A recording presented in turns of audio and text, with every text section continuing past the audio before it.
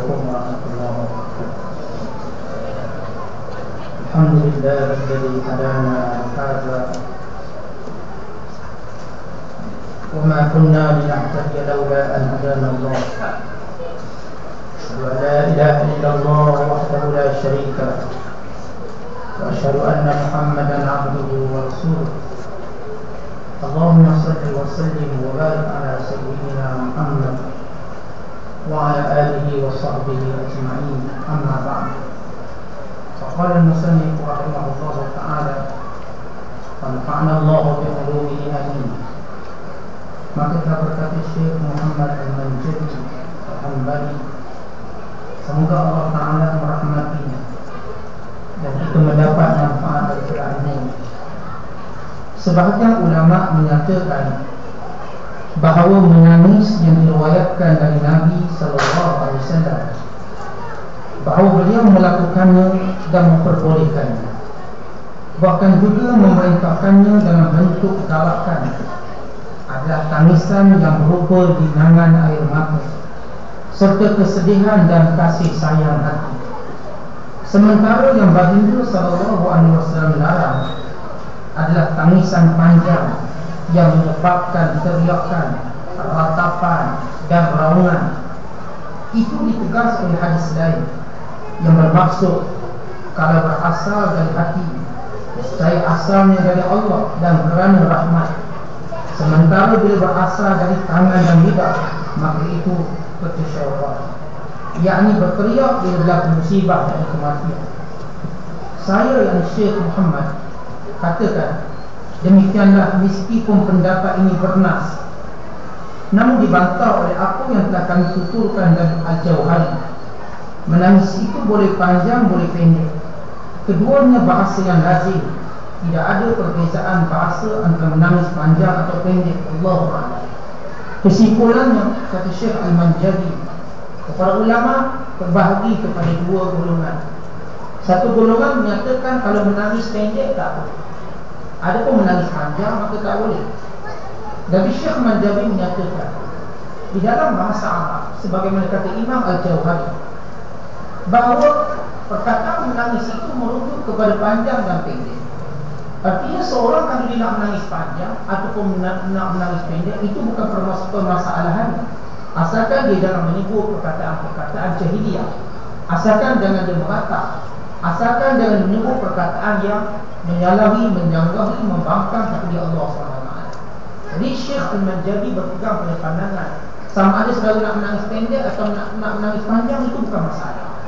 Yang menjadi permasalahan, yang menjadi larangan ialah bila adanya teriakan-teriakan yang melampau, bila adanya seruan kata-kata yang menafikan akan kebijaksanaan Allah, akan kekuasaan Allah, akan kasih sayang Allah di sebalik ujian kepada manusia dan hamba-hamba.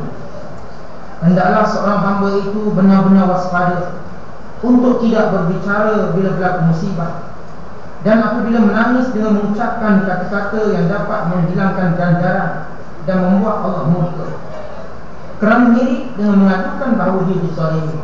Allah itu maha adil dan tidak akan berbuat zalim, maha mengetahui, tidak pernah berbuat jahil atau berbuat kesesatan, maha bijaksana dengan segala perbuatannya yang mengandung hikmah dan kemaslahatan, kebaikan. Allah hanya melakukan sesuatu yang sesuai dengan hikmahnya.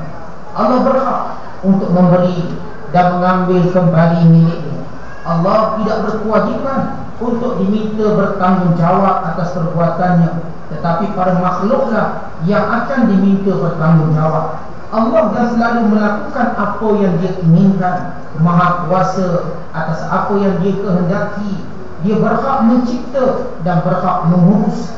Hendaklah seorang hamba mengucapkan kata-kata yang membuat reda Rabbnya, Tuhannya, memperbanyak pahala dan meninggikan darjatnya. Kata Syekh Manjari, hati-hati kamu, jangan selalu sebut musibah yang menimpa kamu. Jangan cerita orang ni, sebo di sana, sebo di sini, seolah-olah kamu mengadu seperti kamu dizalimi oleh Allah. Kita bila ditimpa musibah, kita mengadu semua manusia, seolah-olah macam kita nak minta Allah zalim pada kita sehingga menimpakan musibah ini.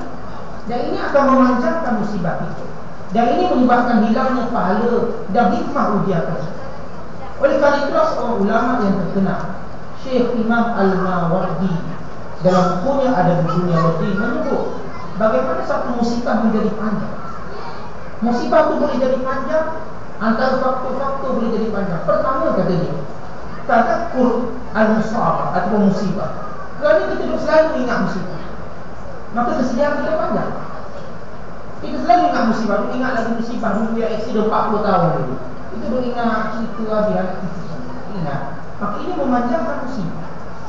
Yang kedua, kerana kita menganggap apa yang Allah Ta'ala gantikan ataupun tidak ada pengganti yang lebih baik daripada apa yang berlaku kepada kita.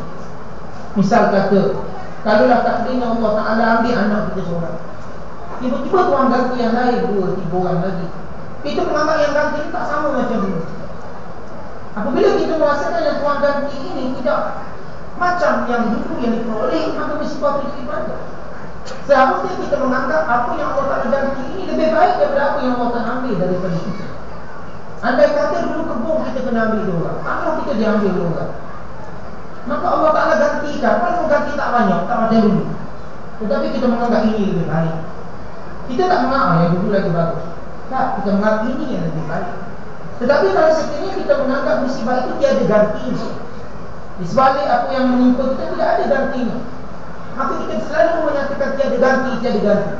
Bila kita kata, di mana nak cari ganti? Seolah-olah tak ada ganti dah. Dah tak ada ganti dah isteri kita macam ni. Dah tak ada ganti dah suami kita macam ni. Seolah-olah suami kita yang dulu paling baik dalam dunia ini, kita menganggap tidak ada pengganti. Seolah-olah isteri kita yang masih pula terbaik di dunia, tidak ada pengganti. Maka kalau kita selalu beranggapan begitu, ini merupakan suuzon kepada Allah, dan ini menyebabkan musibah jadi panjang. Dan yang ketiga, kata Imam Mawardi, ialah kasbatu syaqwa, banyak mengadu orang. Bila kita banyak mengadu musibah, tak tahu mana, bukan sangat cerita mengadu orang ni, seolah-olah mahu satu dunia mengetahui musibah ni. Maka orang seperti ini bila dia menyebut-nyebut memanjang-manjangkan musibah, bimbang kata musibahnya menjadi panjang. Maka ini di antara beberapa sebab, beberapa perkara yang menjadikan musibah itu panjang, kata Imam Mawardi.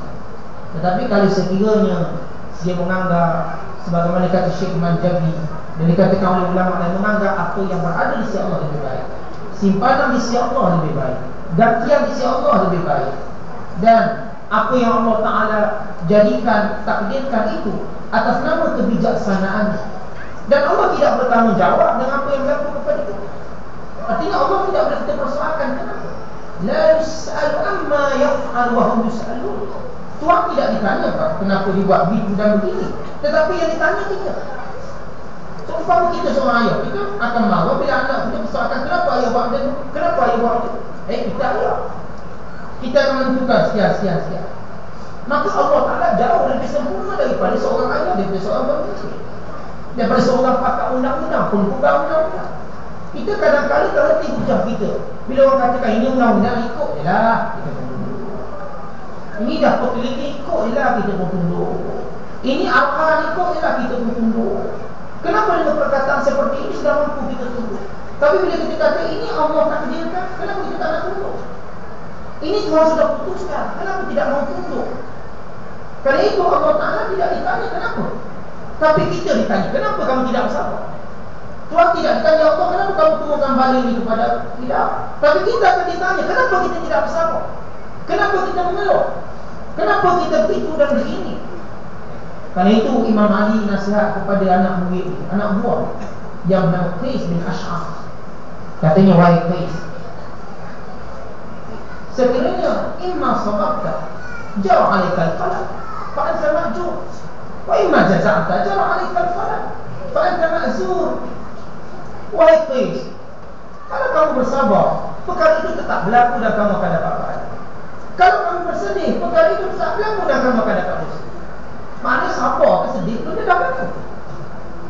Sama ada selalu nak sabar atau selalu nak bersedih, nak mengeluh, nak memaafkan, perkara itu tetap berlaku. Yang berlaku tetap berlaku. Tetapi kalau kita sabar, kita ma'jur, dapat pahala. Tapi kalau kita duduk sedih melampau, kita ma'zur, yang kita berdosa. Ma'jur dapat pahala. Kalau ma'zur, artinya kita berdosa.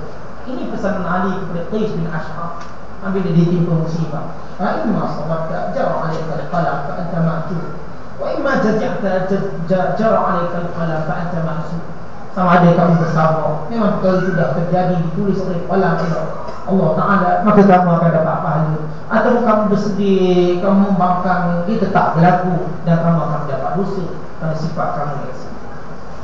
Ibnu Abi Dunya dengan sanadnya sendiri meriwayatkan, Yunus bin Muhammad Al-Makki telah menceritakan sebuah riwayat kepada kami. Dia berkata, ada seorang lelaki dari penduduk Khair yang bercocok tanam. Bila tiba masa menuai, tiba-tiba muncul musibah sehingga tanamannya terbakar. Maka kami datang menemuinya untuk menghiburnya. Maka dia pun menangis dan berkata, demi Allah, aku menangis bukan kerana musibah ini, namun aku teringat dengan firman Allah Ta'ala, kama sayrihim fiha sirrun asabat harsa qaumin zalamu anfusahum fa ahlakat. Adalah seperti perumpamaan angin yang mengandungi hawa yang sangat dingin yang menimpa tanaman kaum yang menganiaya diri sendiri, lalu angin itu merosakkannya. Aku khawatir akan seperti orang yang disebutkan dalam ayat itu. Itulah sebab aku menangis. Datang seorang penduduk Khair, tiba-tiba kebunnya rosak, musnah, dia pun menangis. Lalu sahabat kawan-kawan dia datang nak hiburkan dia. Tak apalah, kebun insya-Allah Tuhan ganti yang baru, tanam lagi, usaha lagi. Lalu kata dia, aku kan menangis sebab kebun tu apa? Tapi aku menangis takut aku yang disifatkan oleh Allah dalam Quran, iaitu perumpamaan orang zalim itu. Orang yang ada kebun, tiba-tiba datang angin yang tinggi, membekukan seluruh tanam-tanamannya, merosakkan seluruh tanam-tanamannya disebabkan kezaliman mereka sendiri. Aku memang sebab itu. Jadi saudara, orang-orang beriman, bila dia melihat musibah, dia mengenalkan musibah yang lebih besar daripada. Misal kata dia melihat rumahnya terbakar, dia sedih. Rumah terbakar dekat-dekat rayu, sedih. Tetapi dia lagi sedih kalau api ini membakar dia di hari akhirat. Dia bersyukur, kali ini hanya api dunia, bagaimana api akhirat? Kalau sekiranya dia kemalangan, cabut, potong kaki dan sebagainya, maka dia menangis mungkin bukan kerana hilang kaki. Ini baru sedikit azab di dunia, bagaimana azab aku nanti di akhirat kelak? Maka dia menangis. Artinya menangis dia bukan kerana anggota itu hilang, tetapi membayangkan apa yang lebih dahsyat daripada itu, membayangkan apa yang lebih teruk daripada itu. Sebab itu Imam Az-Zamakhsyari rahmatullahi alaihi